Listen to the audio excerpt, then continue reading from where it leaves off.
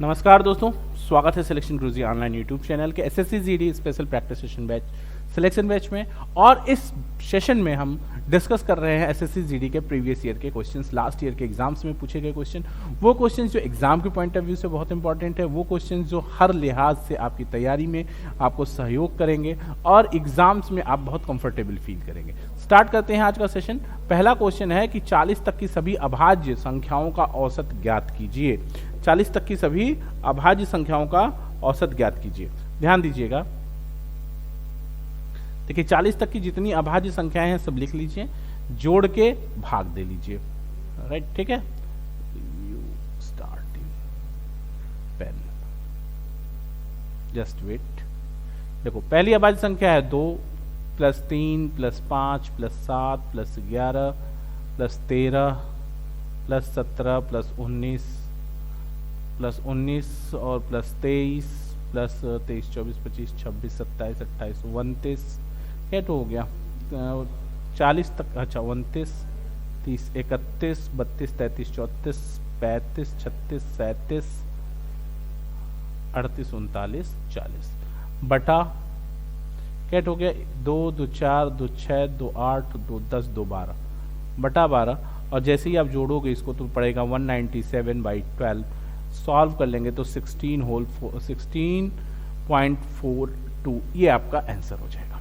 अगला क्वेश्चन ध्यान देना, कह रहे कि 6 क्रमागत विषम संख्याओं का औसत 6 क्रमागत विषम संख्याओं का औसत 68 है। सबसे बड़ी और सबसे छोटी संख्या के बीच के अंतर का घन कितना है। ध्यान से समझना दोस्त, 6 अगर क्रमागत विषम संख्याएं हैं तो मान लेते हैं A B C D E और F 6 क्रमागत विषम संख्याएं हैं और इनका औसत 68 है, यानी इसका वैल्यू 67 है और इसका वैल्यू 69 है।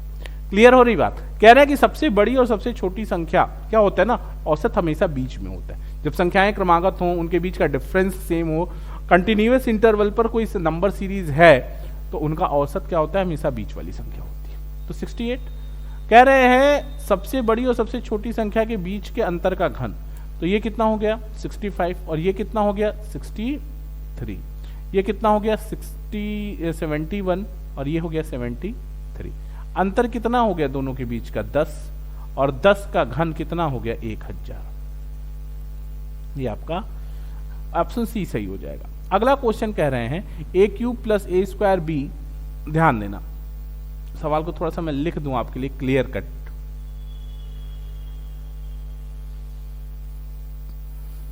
a³ + a² b + ab², एक a + b और a² + ab + b² का चातुर्थिक अनुपात क्या होगा, तो इसको कहते हैं BC/A। तो BC/A का मतलब क्या है, b है a + b और ये है a² + ab + b² और बटे में a³ + a² b + ab² बराबर a + b a² + ab + b² upon a common ले लोगे तो a² + ab + b² बचेगा। खत्म हो गया ये मामला और ये बराबर आ जाएगा a + b/a, या इसको कह सकते हो आप 1 + b/a। ये आपका 1 + b/a, ये आपका चतुर्थ अनुपात हो जाएगा। अगला क्वेश्चन ध्यान देना, कह रहे हैं कि 64 0.64 और 0.81 के बीच का मध्यानुपात ज्ञात करो। तो मध्यानुपात क्या होता है, √AB। तो √0.64 इंटू मध्यानुपात होता है √AB ना, तो ये कट करो 0.64 इंटू 0.81। अब देखो 64 का क्या हो जाएगा 0.8 इंटू 0.9 या 0.72। ये आपका आंसर है, ये ऑप्शन सही हो जाएगा। यहां तक कोई तकलीफ नहीं है, कर लेंगे। अगला क्वेश्चन ध्यान दीजिए, एक विक्रेता उसके पास संपूर्ण संतरों में से 40% संतर, एक विक्रेता उसके पास संपूर्ण संतरे में से 40% संतरे बेचता है और शेष का 10% फेंक देता है। एक विक्रेता अपने पास के संपूर्ण संतरों में, इसको थोड़ा सा लैंग्वेज चेंज करना होगा, मतलब लैंग्वेज टाइपिंग में कुछ प्रॉब्लम आ गई होगी, क्लियर कर देता हूं मैं आपको क्वेश्चन। कह रहे हैं कि एक ने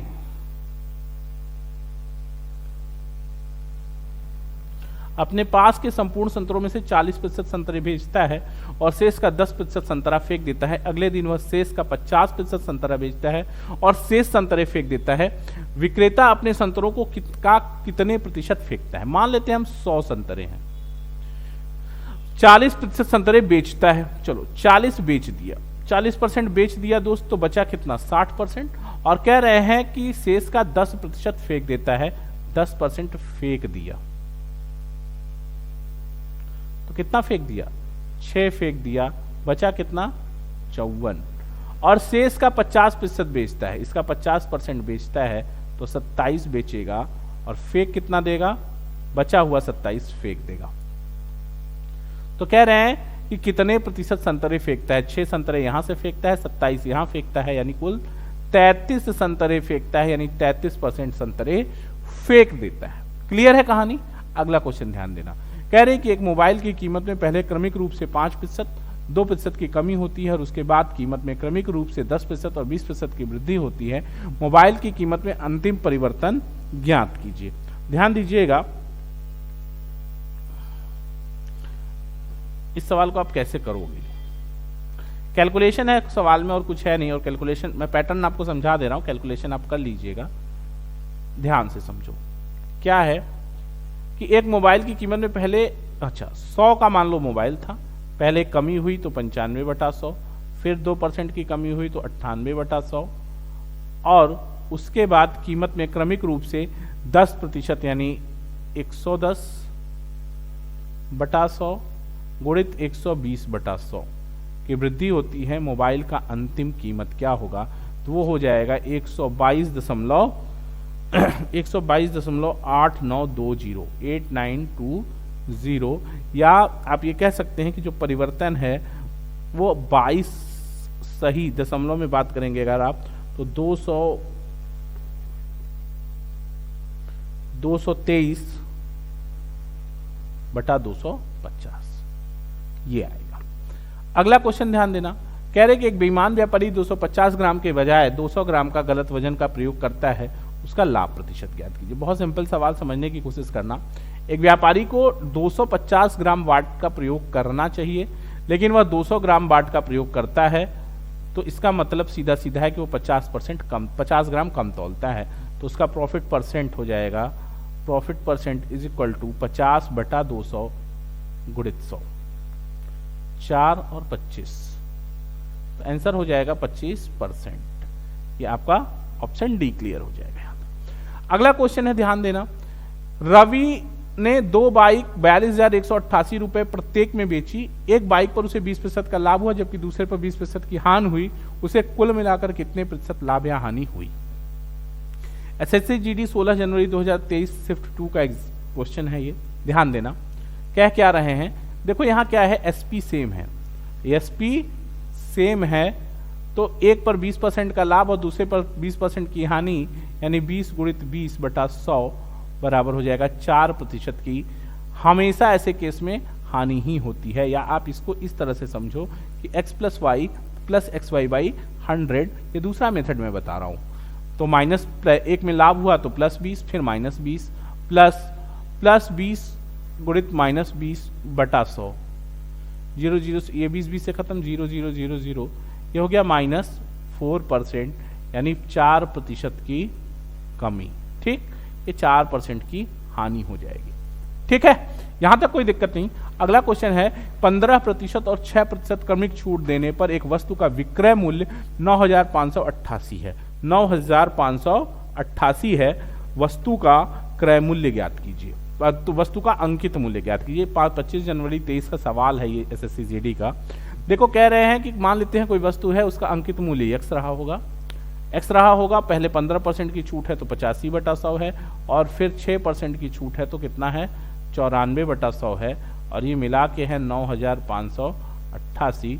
तो तो x बराबर हो जाएगा 9588 गुणित 100 बटा 85 गुणित 94, और जैसे इसको सॉल्व करोगे आपको मिलेगा कितना, ये 12,000, आपको मिलेगा 12,000। ठीक है, x उसका अंकित मूल्य 12,000 रुपये होगा। अगला क्वेश्चन है, एक दुकानदार किसी वस्तु के अंकित मूल्य पर 12% की छूट देता है। यदि वस्तु का विक्रय मूल्य 13,200 रुपये है तो वस्तु का अंकित मूल्य ज्ञात कीजिए। सिंपल सवाल है, 24 जनवरी 2023 शिफ्ट नंबर 4 का सवाल है, इसीलिए एकदम एग्जैक्ट हम एग्जाम की एक्यूरेट एग्जाम से ही क्वेश्चन निकाल के ले आ रहे हैं कि ऐसे सवाल पूछे गए हैं। अब अगर 12% की छूट है तो इसका मतलब है कि रिटर्न कितना रहा होगा, 88%, 88% बराबर 13,200, तो अंकित मूल्य 100% बराबर 13,200 बटा 88 गुणित 100, 11 अट्ठे 88, 11 एक का 11, 11 दूना 22, 4 दूनी 8, 4 तेई 12, 3 50, और ये कितना हो जाएगा 15,000। आपको इसका आंसर कितना मिल जाएगा, अंकित मूल्य 15,000 हो जाएगा। अगला क्वेश्चन ध्यान देना, एक राशि चक्रवृद्धि ब्याज से 3 वर्ष में 4900 और 5 वर्ष में 6400 हो जाती है। जब वार्षिक ब्याज रूप से चक्रवृद्धि होती है तो ब्याज की दर ज्ञात कीजिए। यानी अगर वार्षिक चक्रवृद्धि ब्याज दर है तो दर क्या होता है, इसको निकालने का एक फॉर्मूला है सिंपल सा, मैं आपको बता दूं। रेट इज इक्वल टू होता है R is equal to A2/A1 upon T -1 into 100। 5 साल और 3 साल, 2 साल का अंतर है ना, यही ये जो T है ना, ये T1 माइनस T2 है बेसिकली। ठीक, तो ये हो जाएगा 6400 बटा 4900 की पावर 1/2 -1 इंटू 100। 0000 से खत्म, इसको ले लोगे आप तो क्या हो जाएगा 8/9, 8/7 बराबर 8/7 -1 इंटू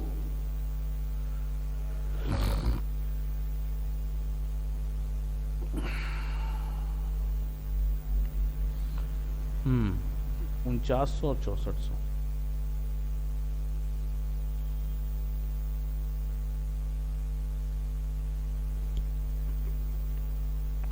तीन साल और 5 साल,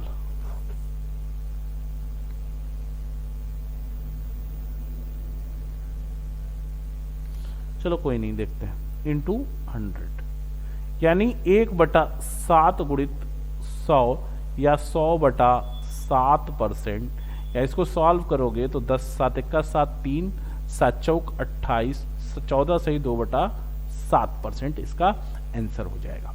क्लियर है कहानी। अगला क्वेश्चन है, एक व्यक्ति निश्चित राशि पर 8% वार्षिक यदि एक निश्चित राशि पर 8% वार्षिक ब्याज की दर से 3 वर्ष के चक्रवृद्धि ब्याज और साधारण ब्याज का अंतर 61.60 है, तो क्या कह रहे हैं, तो राशि ज्ञात कीजिए। इसका भी एक फॉर्मूला है सिंपल सा, देख लेते हैं। 3 साल की चक्रवृद्धि ब्याज और साधारण ब्याज के अंतर का फॉर्मूला क्या होता है, CI माइनस SI, जो डिफरेंस आएगा CI minus SI is equal to PR cube 300 plus R by 100 cube. अब अंतर है 61.60, P पता करना है, R क्यूब है, R 8 है, तो 8 का क्यूब कितना हो जाएगा, 3 साल का मामला है ना,